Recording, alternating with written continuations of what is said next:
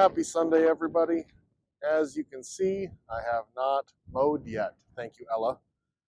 Every time it starts to dry out a couple of days, then it starts to dump snow and rain again. We got 4 inches yesterday.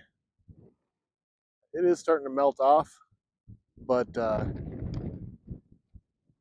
it's going to be a muddy mess again. So we'll keep an eye on it. We'll get out here and get mowed. We're all ready.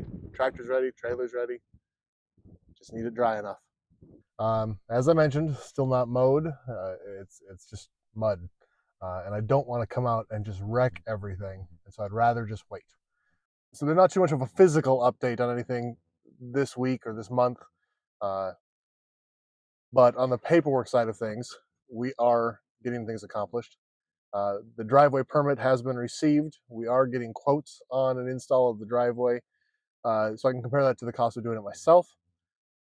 We will need to remove about 10 to 12 inches of topsoil to put the driveway in. That's a lot of dirt to move, a lot of equipment needed, and so it's probably going to be more cost effective to pay someone else to do so. The nice thing is we need that fill for around the house in that location, and so we can just move it right over to that, and possibly for the septic if it's just plain fill dirt is all we need. The septic design has been ordered or commissioned. I don't know what the proper phraseology is. Um, we were told that a standard leach field is not going to work with the soil, which we knew. So we have the choice between an aeration and a mound. His first notes back to us were we were already going to have to bring in more dirt anyways, even for an aeration system. And so speaking with a couple of the possible septic contractors, they suggested going with a mound because it would be almost the exact same price, but we wouldn't be limited to where we could put it.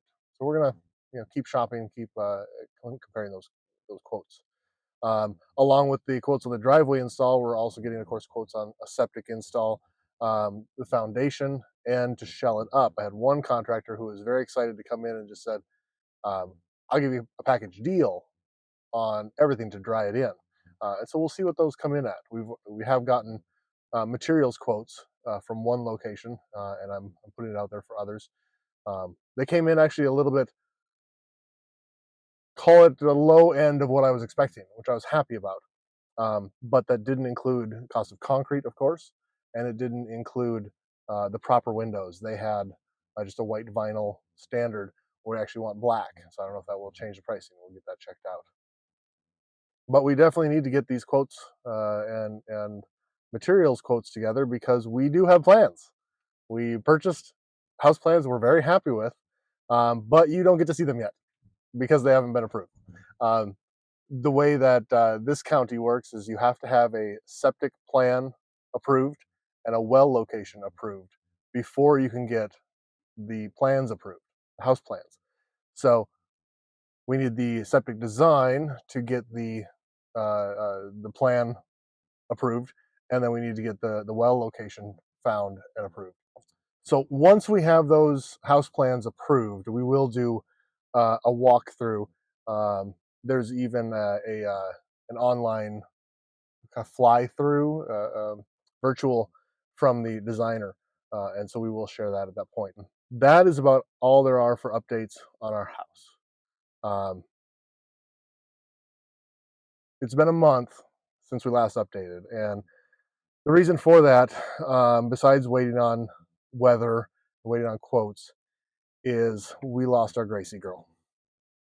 2 weeks before her 11th birthday, she had some kind of medical episode, a stroke, or if it was a tumor, we don't know. She had cancer a few years earlier. We'd had a tumor removed.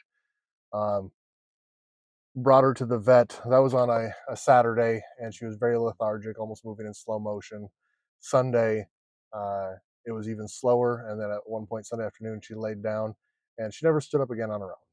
I picked her up and carried her out to use the bathroom and whatnot, but she didn't really do anything on her own after that. So then that Monday morning, I called into work, told the boss I have to take Gracie to the vet. Brought her in, and the vet said, they could run tests, they could narrow down what might have caused it. It might have been a stroke like we thought. It might have been a brain tumor of some kind. She said it could have been kidney failure or liver failure or who knows what. The end result is, though, there was nothing that could be done. she really said that Gracie was already gone. She was running on automatic since the day before. So we had to let her go. Um, and we adopted her at 6 months old from a rescue in Indianapolis. Um, and she was the spoiled pity princess.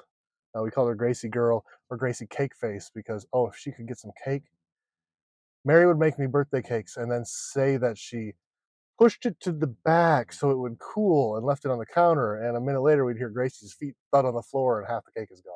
And she was so happy.